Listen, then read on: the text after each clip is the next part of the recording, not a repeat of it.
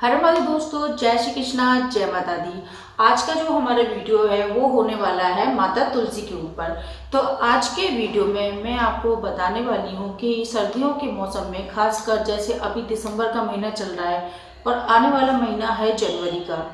इन दोनों महीनों में काफ़ी कड़कड़ाती हुई सर्दी पड़ती है और ऐसे में जो हमारी तुलसी माता जी होती हैं वो सूख जाती हैं और उनकी जो पत्तियां होती हैं पीली पड़ जाती हैं और उनके जो पत्ते होते हैं उनमें काफ़ी सारे इन्फेक्शन हो जाते हैं। उनकी जो रूट्स होती हैं उनमें भी इन्फेक्शन हो जाते हैं। तो वो किस तरह से होते हैं और ये सारे जो इन्फेक्शन होते हैं या जो भी बीमारी तुलसी माता जी को लगती है और जिस भी वजह से हमारी तुलसी माता जी सूख जाती है, तो उसको हम किस तरह से सॉल्व कर सकते हैं।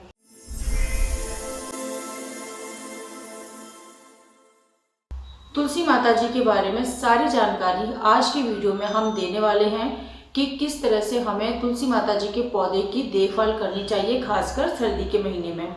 आज का जो वीडियो है स्पेशली सर्दी के महीने के लिए होने वाला है, क्योंकि अभी हमें इस टाइम पर तुलसी माता जी की टेक केयर करना बहुत ज़्यादा ज़रूरी हो जाता है। तो जो लोग आज हमसे नए जुड़े हैं, हमारे चैनल पर नए आए हैं, वो हमारे चैनल को सब्सक्राइब करें और वीडियो पसंद आए तो वीडियो को लाइक ज़रूर करें और कमेंट करें। तो आज का वीडियो हम डिटेल में डिस्कस करेंगे, तो वीडियो में लास्ट तक ज़रूर बने रहना, क्योंकि आज की वीडियो में स्पेशली हम सारी चीज़ें डिटेल में आपको बताने वाले हैं। सबसे पहले हमें ये जान लेना होगा कि जो तुलसी माता जी काफ़ी ज़्यादा सेंसिटिव होती हैं, स्पेशली सर्दी के मौसम में तुलसी माता जी की केयर बहुत ज़्यादा ज़रूरी हो जाती है, क्योंकि सर्दियों में अक्सर सभी की तुलसियाँ सूख जाती हैं और जिन लोगों को सही नॉलेज होती है बस वही लोग होते हैं जो तुलसी को अच्छे से बचा पाते हैं। तो सबसे पहले तो हमें ये जानना है कि तुलसी माता जी को सर्दियों में ऐसी क्या दिक्कत हो जाती है। ये प्रॉब्लम शुरू होती है सनलाइट से लेके, क्योंकि तुलसी माता जी को कम से कम 5 से 6 घंटे की धूप की रिक्वायरमेंट होती है और सर्दियों के मौसम में अक्सर काफ़ी सारी जगह पर जो हमारी सनलाइट होती है वो 1-2 घंटे ही आती है या कभी कभी बिल्कुल भी नहीं आती है। तो ऐसी कंडीशन में क्या होता है कि जो तुलसी माता जी होती हैं उनको सर्दी लग जाती है।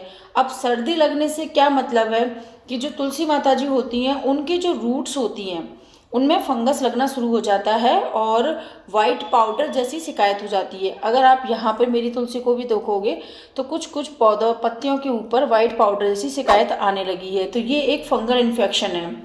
तो कुछ पत्तियां हैं थोड़ी थोड़ी सी पीली भी होना शुरू हो गया है। तो ये जो शिकायतें ना अक्सर सभी को होती हैं। तो तुलसी माता जी को किस तरह से और कितना पानी देना है वो आपको पता होना चाहिए। तो सबसे पहले मैं आपको केयर में पानी देने का तरीका बताऊंगी, फिर नेक्स्ट हम डिस्कस करेंगे कि डिजीज से किस तरह से बचेंगे। देखिए अक्सर क्या होता है कि जब हम घर पे पूजा करते हैं तो जो भी पानी हम चढ़ाने की हमारी आदत होती है कि रोज़ तुलसी माता जी को हम पानी चढ़ा देते हैं। तो सबसे पहले तो आप ये वाली जो आपकी आदत है उसको ख़त्म कीजिए। रोज़ रोज़ हमें तुलसी माता जी के अंदर पानी नहीं देना है, स्पेशली हमें सर्दियों के मौसम में। क्योंकि क्या होता है कि जो तुलसी माता जी होती है बहुत ज़्यादा सेंसिटिव होती हैं और जो इनकी रूट्स होती हैं वो भी काफ़ी ज़्यादा सेंसिटिव होती हैं। अगर आप इसमें रोज़ रोज़ पानी देते हैं तो जो आपकी जो तुलसी माता जी की रूट्स हैं उनमें रूट रॉट की शिकायत हो जाती है और इसकी वजह से फंगल इन्फेक्शन होने के पूरे पूरे चांसेस हो जाते हैं। और फंगल इन्फेक्शन होने से जो इनकी जड़ हैं वो गलने लग जाती है, सड़ने लग जाती हैं और जो तुलसी माता जी होती हैं उनकी जो ग्रोथ है पूरी तरह से इफेक्टेड हो जाती है और उनमें नई नई बीमारियां और भी हो जाती हैं। तो सबसे पहले तो हमें ये वाली जो शिकायत है उसको किस तरह से दूर करना है या हमें किस तरह से पानी देना है। तो पहला रीज़न तो मैंने बताया कि आपको 3-4 दिन के अंदर पानी देना है और पानी देते हुए भी हमें ध्यान रखना है कि हमें पानी देना भी है नहीं देना है। कई बार क्या होता है कि जो मिट्टी हमारी होती है वो हमने किस तरह से बनाई है उसका भी बहुत फ़र्क पड़ता है। अगर आपने मिट्टी जब बनाई है और उस टाइम पे अगर आपने इसमें कोकोपीट की मात्रा बहुत ज़्यादा मिलाई है, 30-40% मिलाई है, तो क्या होता है कोकोपीट की का एक नेचर होता है कि वो पानी को काफ़ी देर तक और काफ़ी टाइम तक होल्ड करके रखता है। मैंने भी इसमें कोकोपीट मिलाई हुई है तो ये पानी को काफ़ी टाइम तक होल्ड कर लेता है। तो अगर आपने मिट्टी में कंपोजिशन किस तरह का डाला है वो आपको पता नहीं है, उसका आप ध्यान नहीं रखते हो और आप पानी डालते रहते हो, अगर आप 2-3 दिन के अंदर भी पानी डालते हो फिर आप कहते हो कि हम तो 2-3 दिन से पानी डालते हैं, और हमारी तुलसी माता जी तब भी अच्छे से ग्रोथ नहीं करती है। तो आपको ये पता होना चाहिए कि आपने कोकोपीट की मात्रा कितनी डाली है। अगर आपने सफिशिएंट मात्रा में डाली है तो आप मिट्टी को एक बार ऊपर से देख लें। जब तक मिट्टी ऊपर से ड्राई ना हो आप तुलसी माता जी में पानी ना दें। हल्की हल्की सी जब मिट्टी ऊपर से ड्राई होने लग जाए इसका मतलब है अब जो मिट्टी है वो नीचे वाली ड्राई होना शुरू होगी, तो हमें उसी टाइम पे पानी देना है। और आपको ये चीज़ भी समझ में नहीं आती है कि मिट्टी गीली है या अभी हमें देना है पानी या नहीं देना है, तो ऐसी कंडीशन में आपको थोड़ी सी मिट्टी अपनी फिंगर्स की सहायता से ऐसे उठाना है। और अगर मिट्टी आपकी फिंगर्स पर चिपक रही है, यहाँ पे आप देख सकते हैं, अगर इस तरह से चिपक रही है इसका मतलब इसमें सफिशिएंट मात्रा में अभी पानी है। और अगर आपने 2-3 दिन पहले भी पानी दिया है और मिट्टी की कंडीशन ये है तो आपको पानी नहीं देना है। जब तक मिट्टी ऐसे आपके जो उंगलियां हैं उससे चिपके नहीं और इजीली आप ऐसे करो तो निकल जाए, तब उस कंडीशन में हमें पानी देना है। तो एक समस्या तो ये हो गई जो मैंने आपकी सॉल्व कर दी। कुछ लोग ऐसा बोलते हैं कि हम तो थोड़ा थोड़ा सा छोटा छोटा लोटा भर के पानी दे देते हैं और फिर भी हमारी तुलसी सूख जाती है, तो हम तो ओवर वाटरिंग कर ही नहीं रहे हैं।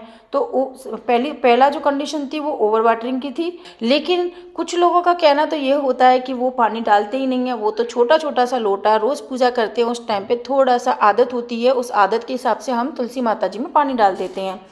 तो ऐसी कंडीशन में क्या होगा, तो ऐसी कंडीशन में क्या होगा कि आपने पानी तो सही डाला है, थोड़ा थोड़ा डाला है और आपके मन में आप बहुत सेटिस्फाइड हो गए कि हमने तो थोड़ा सा पानी डाला है, हम रोज़ रोज़ थोड़ा थोड़ा पानी डालते हैं इसलिए हमारी तुलसी ख़राब नहीं होनी चाहिए, लेकिन फिर भी तुलसी ख़राब हो जाती है। अब रीज़न क्या है उसका ख़राब होने का, कि जब भी आपने थोड़ा थोड़ा पानी डाला तो पानी पहुँचा यहाँ तक या पानी पहुँचा यहाँ तक, जो पानी है वो नीचे तक पहुँचा ही नहीं आपका। तो जो नीचे वाली रूट्स हैं उनको पानी मिलना बंद हो जाता है और जो नीचे वाली जो मिट्टी होती है उस मिट्टी में हार्डनेस आने लग जाती है और जो इनकी महीन और पतली सी छोटी सी नाजुक सी जो रूट्स होती हैं वो उतनी हार्ड मिट्टी को सहन नहीं कर पाती हैं और ग्रो नहीं कर पाती हैं। तो उनके जो टर्मिनल्स होते हैं वो डैमेज होने लग जाते हैं, ख़राब होने लग जाते हैं। और अक्सर जो हमारी जड़ होती है उनके बारे में हमें पता होना चाहिए कि जो नीचे वाली जो रूट्स होती है ना वही रूट्स होती हैं जो आगे ग्रोथ करती हैं और ग्रोथ करके मल्टीप्लाई होती हैं और मल्टीप्लाई होने की वजह से वो अपना डेवलपमेंट करती हैं। और नीचे वाली रूट्स ही अगर आपकी डैमेज हो गई तो आपका जो पौधा है वो ख़राब होना हो जाता है, उसकी पत्तियां भी ख़राब होने लग जाती हैं और पौधा सूखना शुरू कर देता है।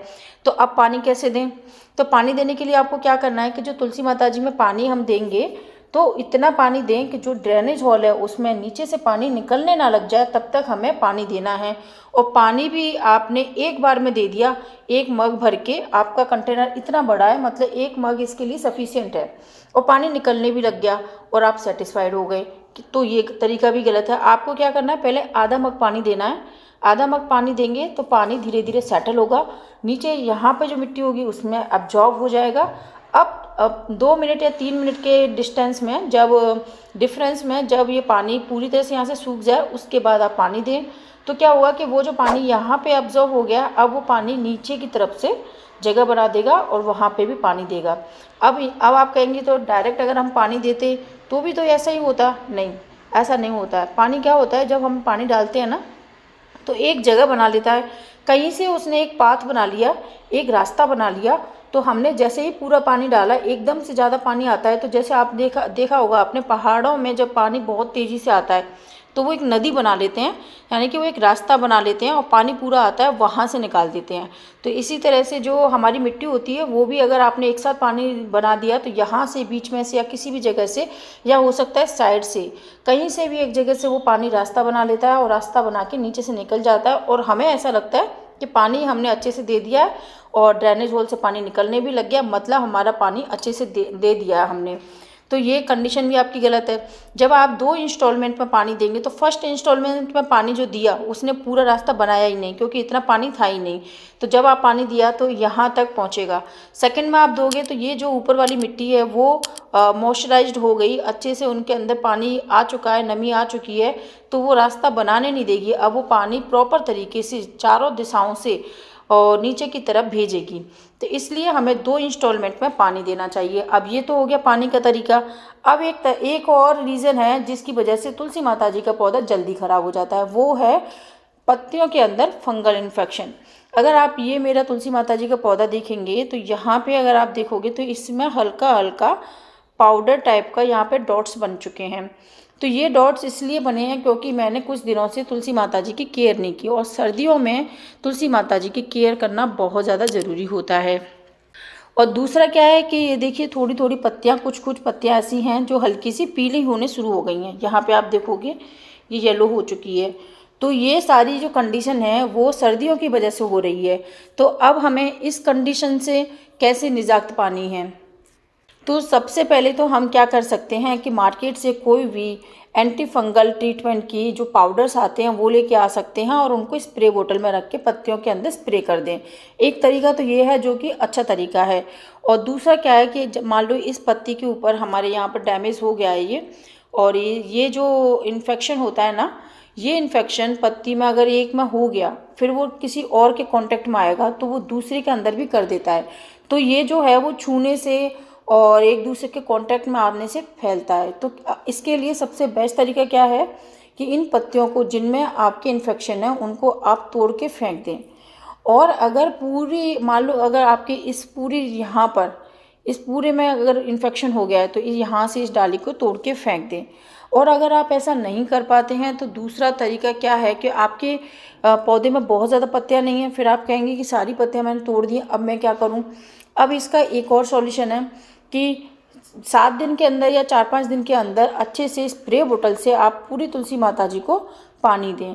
उससे क्या होगा कि जब आप स्प्रे बोतल से पानी देंगे तो जो भी बैक्टीरिया या वायरस इनकी पत्तियों के ऊपर होगा वो धुल के साफ़ होके निकल जाएगा। अब इसमें भी क्या करना है, थोड़ा सा पानी दे के नहीं छोड़ देना है। अगर आपने थोड़ा सा पानी स्प्रे किया तो और फिर आपने ऊपर ऊपर टिप पे स्प्रे कर दिया, फिर वो जो पानी है वो नीचे की साइड में नीचे वाली पत्तियों पर चला गया। अब ऐसी कंडीशन में क्या होगा कि वो जो नीचे वाली पत्तियां थी जिनके ऊपर कोई इन्फेक्शन नहीं था उनके पास में भी वो बैक्टीरिया वायरस पहुंच चुके हैं। अरे तो ये तो बहुत बेकार कंडीशन हो गई, इसमें तो पूरा पौधा खराब हो जाएगा। नहीं, इस कंडीशन में हमें क्या करना है कि हमें पानी तब तक देना है कि ऊपर से जो पानी दिया है फर्स्ट टाइम पे वो जो पानी है नीचे से होता हुआ पूरा निकल जाए और सारी पत्तियां जो है अच्छे से धुल जाएं। जब तक कि जो एक भी बैक्टीरिया वायरस है जो ऊपर से नीचे गया है वो पूरी तरह से नीचे से नहीं जाए, इतना हमें स्प्रे पानी की बोतल से हमें पत्तियों पर करना है। तो ऐसी कंडीशन में क्या होगा कि जो भी इसके ऊपर मिट्टी है, बैक्टीरिया वायरस है, जो भी इसके ऊपर इकट्ठा हुआ है वो सारे धुल के नीचे से बह जाएंगे। तो ये भी एक अच्छी कंडीशन है। इस तरह से भी आप अपनी तुलसी माता जी की जो वो देखभाल कर सकते हैं। तो मैंने आपको डिजीज़ से बचाने के लिए 3 तरीके बताए। सबसे पहला मैंने आपको बताया था कोई भी एंटी फंगल मेडिसिन आप मार्केट से लेके आएंगे, पाउडर फॉर्म में आ जाती हैं वो, और पानी के अंदर स्प्रे करके सारी लीव्स के अंदर वो डाल दें। सबसे बेस्ट तरीका यही है। दूसरा तरीका मैंने आपको बताया कि जो भी पत्तियां हैं जिनमें इन्फेक्शन हुआ है उनको तोड़ के फेंक दें, और जो भी टहनी है, डाली है, उसको भी तोड़ के वहाँ से तोड़ के अलग कर दें, जिससे जो बाकी रूट्स हैं जो अभी तक इन्फेक्टेड नहीं हैं वो बनी रहें अपनी एक्चुअल कंडीशन में और उनमें बीमारी ना लगे। तीसरा तरीका मैंने क्या बताया था आपको कि पानी से स्प्रे करके अच्छे से अपनी तुलसी माता जी को धो दें हर 4-5 दिन के अंदर, तो किसी भी तरह का कोई भी इन्फेक्शन हुआ होगा वो ख़त्म हो जाएगा।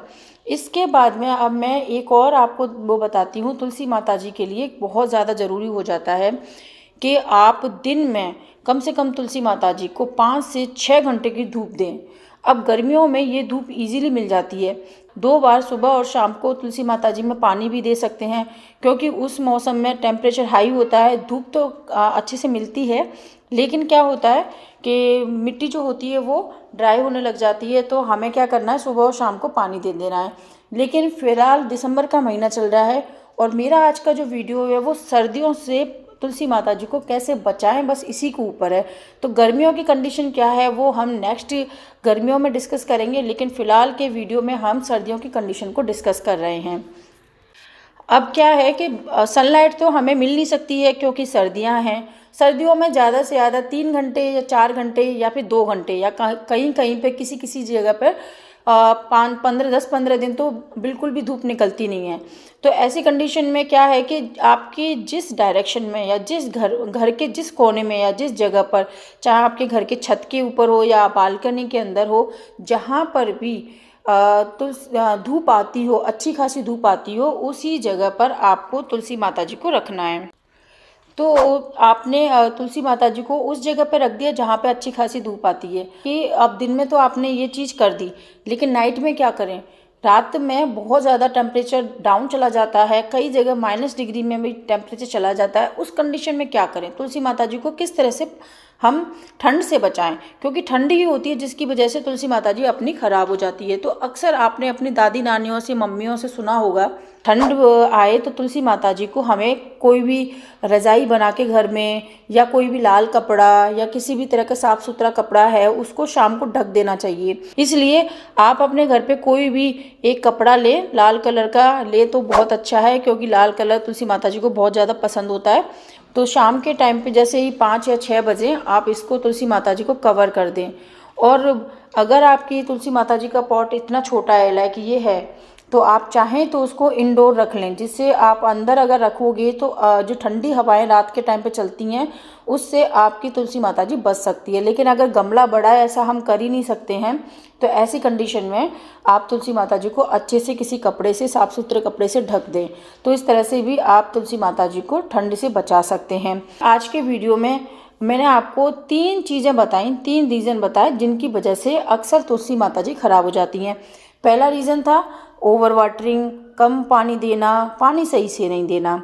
दूसरा रीज़न था कीड़े मकोड़े लग जाना, फंगल इन्फेक्शन हो जाना, वाइट पाउडरी जो अक्सर तुलसी माता जी के अंदर हो जाता है, वो हो जाना। चौथा मैंने बताया था कि सनलाइट नहीं आ रही है, या फिर आप रात के टाइम पर ठंड में तुलसी माता जी को कैसे बचाना है। तो ये 3 कंडीशन थी, एक सनलाइट हो गया, एक पानी हो गया और दूसरा डिजीज़ हो गया। इनकी वजह से ही तुलसी माता जी खराब होती हैं। और एक चीज़ और मैं बता देती हूँ, तुलसी माता जी की ग्रोथ के लिए इसमें आप टाइम टाइम पे कोई भी कंपोज मिला सकते हैं, लाइक वर्मी कंपोज आप मिला सकते हैं, या आपके पास में और भी कोई भी गोबर की खाद है, या कोई भी सेकेंडरी आपके पास ऑप्शन है कंपोज का, तो वो कंपोस्ट भी आप इसमें मिला सकते हैं। तो इस तरह से हम अपनी तुलसी माता जी की टेक केयर कर सकते हैं। आज का जो हमारा वीडियो था वो था माता तुलसी के ऊपर। तो आपको ये वीडियो पसंद आया हो तो हमारे चैनल को सब्सक्राइब करें, वीडियो को लाइक करें और कमेंट करें। हरे माता दोस्तों, जय श्री कृष्णा, जय माता दी, बाय बाय।